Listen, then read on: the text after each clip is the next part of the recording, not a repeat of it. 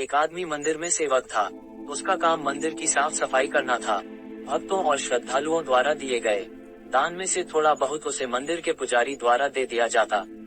इसी से उसकी गुजर बसर चल रही थी। वह अपनी जिंदगी से बहुत परेशान और दुखी था। मंदिर में काम करते करते वह दिन भर अपनी जिंदगी को लेकर शिकायतें करता रहता। एक दिन शिकायत करते हुए वह भगवान से बोला, भगवान जी, आपकी जिंदगी कितनी आसान है। आपको बस एक जगह आराम से खड़े रहना होता है। मेरी जिंदगी को देखो, कितनी कठिन जिंदगी जी रहा हूँ। मैं दिन भर कड़ी मेहनत करता हूँ, तब कहीं 2 जून की रोटी नसीब हो पाती है। काश मेरी जिंदगी भी आपकी तरह होती। उसकी बात सुनकर भगवान बोले, तुम जैसा सोच रहे हो वैसा नहीं है। मेरी जगह रहना बिल्कुल आसान नहीं है। मुझे बहुत सारी चीजें देखनी पड़ती है, बहुत सी व्यवस्थाएं करनी पड़ती है। ये हर किसी के बस की बात नहीं है। भगवान जी, कैसी बात कर रहे हैं आप? आपका काम आसान ही तो है। आपकी तरह तो मैं भी दिन भर खड़े रह सकता हूँ। इसमें कौन सी बड़ी बात है? मंदिर का सेवक बोला, तुम नहीं कर पाओगे। इस काम में बहुत धैर्य की आवश्यकता पड़ती है। भगवान बोले, मैं जरूर कर पाऊंगा। आप मुझे एक दिन अपनी जिंदगी जीने दीजिए। आप जैसा बताएंगे मैं वैसा ही करूंगा। मंदिर का सेवक जिद करने लगा। उसकी जिद के आगे भगवान मान गए और बोले, ठीक है, आज पूरा दिन तुम मेरी जिंदगी जियो।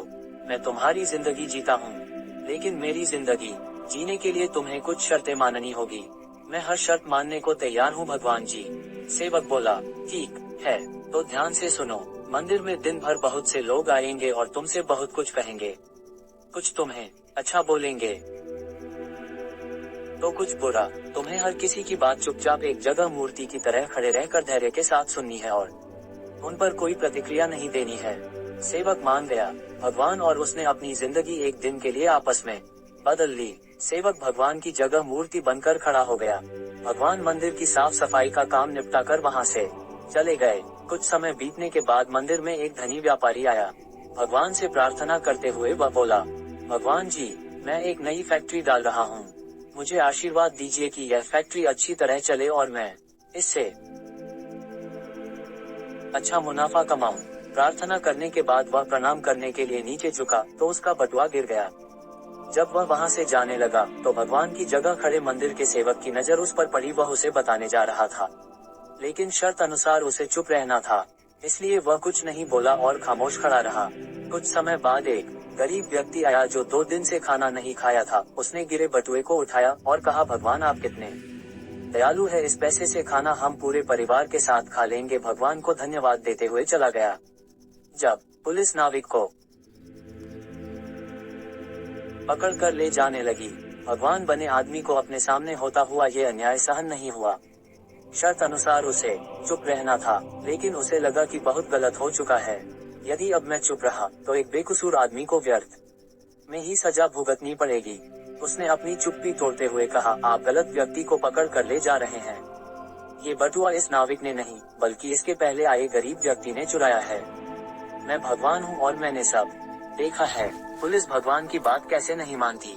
उनकी बात मानकर उन्होंने नाविक को छोड़ दिया और उस गरीब आदमी को पकड़ लिया जिसने बटुआ लिया था।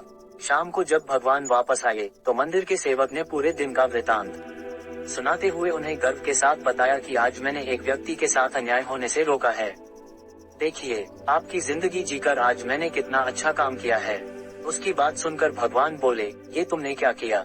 मैंने तुमसे कहा था कि चुपचाप मूर्ति बनकर खड़े रहना, लेकिन वैसा न कर तुमने मेरी पूरी योजना पर पानी फेर दिया। उस धनी व्यापारी ने बुरे कर्मों द्वारा इतना धन कमाया है।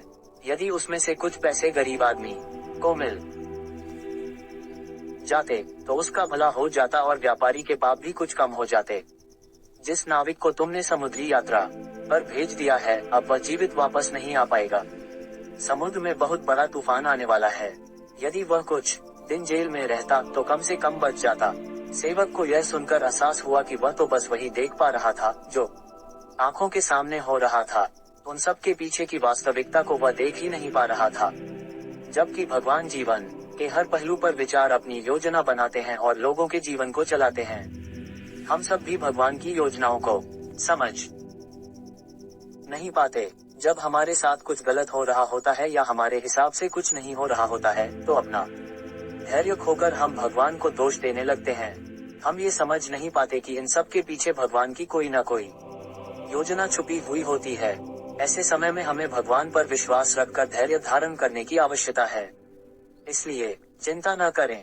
यदि आपकी मर्जी से कुछ नहीं हो रहा, तो इसका अर्थ है कि वह भगवान की मर्जी से हो रहा है, और भले ही देर से ही सही, भगवान की मर्जी से सब अच्छा ही होता है।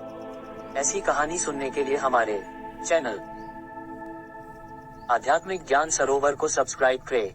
आपकी एक सब्सक्राइब हमारे लिए बहुत मायने रखती है। राधे राधे।